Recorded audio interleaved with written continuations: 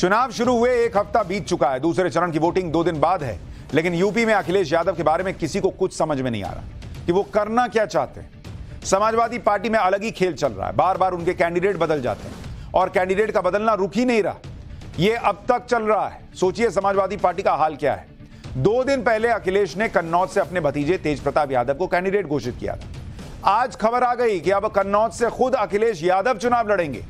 अखिलेश के भतीजे तेज प्रताप यादव आज कन्नौज सीट से नामांकन भी दाखिल करने वाले थे, लेकिन आज पता चला कि कन्नौज से अखिलेश यादव के नाम से नामांकन का पर्चा लिया गया है।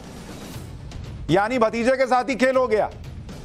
कन्नौज से अखिलेश की उम्मीदवारी का ऑफिशियल ऐलान भी हो चुका है। आज देर शाम समाजवादी पार्टी ने कह दिया कि कल दोपहर 12 बजे अखिलेश नामांकन भरेंगे। हालांकि आज दोपहर तक अखिलेश इस बात पर खुलकर कुछ नहीं बोल रहे थे। अखिलेश यादव को सुनिए, फिर आपको बताएंगे कि कन्नौज में अखिलेश खुद क्यों उतरना पड़ा और क्यों यह नौबत आई कि 48 घंटे में ही अपने भतीजे का कन्नौज से टिकट काट दिया अखिलेश यादव। लेकिन पहले अखिलेश यादव को सुनिए। कन्नौज से चुनाव लड़ने की चर्चा है, क्या लगता है कि क्या तेज प्रताप लड़ेंगे या आप भी कहीं से फिर लड़ेंगे? देखिए, जब नॉमिनेशन होगा तो आपको खुद पता लग जाएगा। जी अरे तुम रोल करो। नॉमिनेशन होगा तो आपको पता लग जाएगा। कौन है यार? और हो सकता है नॉमिनेशन से पहले ही आपकी जानकारी होगी। क्यों कन्नौज से अखिलेश यादव को खुद चुनाव में उतरना पड़ रहा है, इसके पीछे 2-3 मुख्य कारण बताए जा रहे हैं। पहला कारण है कि कन्नौज में समाजवादी पार्टी का संगठन अखिलेश यादव के अलावा किसी और को चुनाव लड़वाने के पक्ष में ही नहीं था। अखिलेश ने भतीजे तेज प्रताप को कन्नौज से टिकट तो दिया, लेकिन कन्नौज की लोकल यूनिट में इसे लेकर नाराजगी थी। दूसरा कारण यह है कि कन्नौज की लोकल यूनिट से मिले इनपुट के आधार पर अखिलेश कन्नौज सीट पर रिस्क नहीं लेना चाहते, क्योंकि कन्नौज सीट समाजवादी पार्टी का गढ़ रही है। कन्नौज से खुद मुलायम सांसद रहे थे। 3 बार खुद अखिलेश यादव सांसद रहे, 2 बार डिंपल यादव सांसद रही। तीसरा कारण बताया जा रहा है कि कन्नौज में 2019 की हार का बदला भी अखिलेश यादव को लेना है, क्योंकि 1999 से कन्नौज में कभी समाजवादी पार्टी हारी नहीं थी, लेकिन 2019 में यहां पर डिंपल यादव हार गई थी। 2019 में कन्नौज सीट का अगर आपको रिजल्ट बताऊं, सुब्रत पाठक बीजेपी के 5,63,000 वोट पाए थे, जबकि डिंपल यादव को 5,50,000 वोट आए थे। यानी 13,000 के वोट के मार्जिन से बीजेपी जीत गई थी। कन्नौज सीट को बीजेपी ने तब समाजवादी पार्टी से छीन लिया था और डिंपल यादव को यहां हार मिली, जब समाजवादी पार्टी का बीएसपी से भी गठबंधन था। इसके बावजूद समाजवादी पार्टी कन्नौज की सीट नहीं बचा पाई थी। 2019 में डिंपल यादव को हराने वाले बीजेपी सांसद सुब्रत पाठक को बीजेपी ने इस बार कन्नौज से कैंडिडेट बनाया है। सुनिए कन्नौज से अखिलेश यादव के चुनाव लड़ने पर सुब्रत पाठक क्या कह रहे हैं, फिर कन्नौज सीट का इतिहास भी याद दिलाऊंगा। हम तो पहले ही अखिलेश यादव जी से कहे थे कि आप चुनाव लड़िए, आके आपके अलावा कोई चुनाव लड़ ही नहीं समझ कन्नौज में। और शायद उनको बड़ा घमंड था कि नहीं हम किसी को भेज देंगे, वो लड़ जाएगा, जीत जाएगा। और जबकि हमने इनको कहा था कि आप अपने सफाई से भी किसी को भेज दोगे तो भी उसकी जमानत भी जब्त हो जाएगी। अखिलेश यहाँ से कोई लड़ ही नहीं सकता आपके खिलाफ। आप आइए यहाँ से लड़िए। और मुझे अच्छा लग रहा है कि अखिलेश मेरे खिलाफ चुनाव लड़ने आ रहे हैं और उनका ये घमंड के जो किसी को भी मेरे खिलाफ लड़ा के जिता देंगे, उनका घमंड टूट रहा है।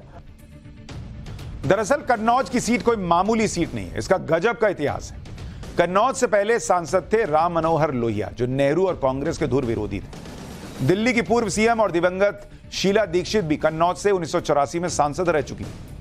1998 से 2014 तक कन्नौज में समाजवादी पार्टी ने लगातार 7 बार चुनाव जीता, लेकिन अब कन्नौज समाजवादी पार्टी का गढ़ नहीं रह गया, क्योंकि पहली बात तो यह कि 2019 में बीजेपी ने पहली बार कन्नौज की सीट जीत ली।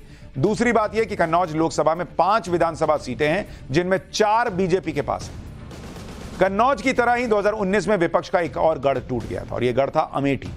अमेठी में पिछली बार स्मृति ईरानी ने राहुल गांधी को हराकर तहलका मचा दिया था। स्मृति ईरानी के नाम का खौफ यह है कि कांग्रेस इस बार अब तक अमेठी में कैंडिडेट के नाम का ऐलान तक नहीं कर पाई। अमेठी सीट पर कभी कहा जाता है कि राहुल गांधी लड़ेंगे, कभी कहा जाता है कि कोई और लड़ेगा।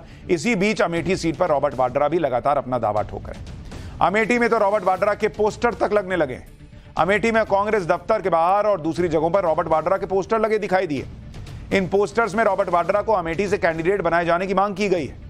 पोस्टर में नारे लिखे गए हैं कि अमेठी की जनता करे पुकार, रॉबर्ट वाड्रा अब की बार। खुद रॉबर्ट वाड्रा कह चुके हैं कि मौका मिलेगा तो उन्हें अमेठी से लड़ा दो या कहीं और से लड़ा दो, कोई फर्क नहीं, वो तैयार है। लेकिन अमेठी को लेकर स्मृति ईरानी फुल कॉन्फिडेंस में है। वो कह रही कि जीजा हो या साला, अमेठी में हर कोई है मोदी का मतवाला। सुनिए स्मृति ईरानी को।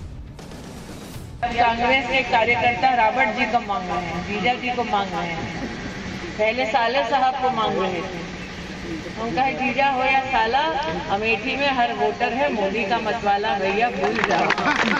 सही कह रहे हैं, क्योंकि जीजा जी आएंगे तो सुरेश सबको, और जीजा जी की नजर जगदीशपुर पे है, कहीं इधर है। जीजा जी आएंगे तिवारी जी तो बाग के कागज छुपा लेना, जीजा जी आएंगे तो घर के कागज छुपा लेना तिवारी जी, जीजा की नजर पक्की है। लेकिन फिर कहते हैं जीजा हो या साला, अमेठी में हर वोटर मोदी का मतवाला। बीजेपी सिर्फ यूपी में ही विरोधियों के गढ़ को नहीं तोड़ रही, हैदराबाद में भी एआईएमआईएम के प्रमुख असदुद्दीन ओवैसी के गढ़ में इस बार बीजेपी की कैंडिडेट माधवी लता गर्दा उड़ा के रखी। बीजेपी कैंडिडेट माधवी लता के धुआंधार प्रचार ने ओवैसी की बेचैनी बढ़ा दी है भाई। माधवी लता ने आज हैदराबाद सीट से नॉमिनेशन फाइल किया। नॉमिनेशन से पहले माधवी लता ने हैदराबाद में जबरदस्त रोड शो किया। केंद्रीय मंत्री अनुराग ठाकुर भी वहां मौजूद थे। हैदराबाद के चार मीनार से होते हुए रोड शो को शहर की अलग अलग गलियों से गुजारा गया। माधवी लता के रोड शो में लोगों की भारी भीड़ उमड़ी हुई नजर आई। रोड शो से पहले माधवी लता ने हैदराबाद के भाग्य लक्ष्मी मंदिर में पूजा की और शंख भी बजाया। सबके गढ़ में सबकी हेकड़ी निकल रही है। ऐसे ही बंगाल में संदेश खाली को अपना गढ़ मानने वाले शाहजहां शेख की भी पूरी हेकड़ी निकल चुकी है। संदेश खाली में महिलाओं के यौन उत्पीड़न और जमीनों पर जबरन कब्जे के आरोपी शाहजहां शेख का एक वीडियो वायरल हो रहा है। इसमें शाहजहां शेख पुलिस वैन में बैठकर बच्चों की तरह रोता हुआ दिख रहा है। शाहजहां शेख का सारा स्वैग गायब हो चुका है। यह वही शाहजहां शेख है जिसने गिरफ्तारी से बचने के लिए 55 दिनों तक एजेंसियों के पसीने छुड़ा दिए थे। उसके बाद गिरफ्तार हुआ तो रौले में चलता हुआ भाई गया था पुलिस के पास। ये देखिए, ये रौले में चल रहा था और इसका रौला आज ऐसा निकाल दिया एजेंसियों ने कि बैठ के रो रहा है। ममता सरकार पर शाहजहां शेख को बचाने का आरोप भी लगा था। हालांकि बाद में कलकत्ता हाईकोर्ट की सख्ती के बाद पुलिस ने शाहजहां शेख को गिरफ्तार किया। किस तरह पुलिस की गिरफ्त में शाहजहां शेख ने विक्ट्री साइन दिखाया था और उसके चेहरे पर किस तरह का तनाव नहीं दिख रहा था, उसकी अकड़ देखकर हर कोई हैरान था। लेकिन ईडी और सीबीआई के शिकंजे में आने के बाद शाहजहां शेख के तेवर बदल गए हैं और देश में बहुत कुछ बदलता हुआ दिख रहा है।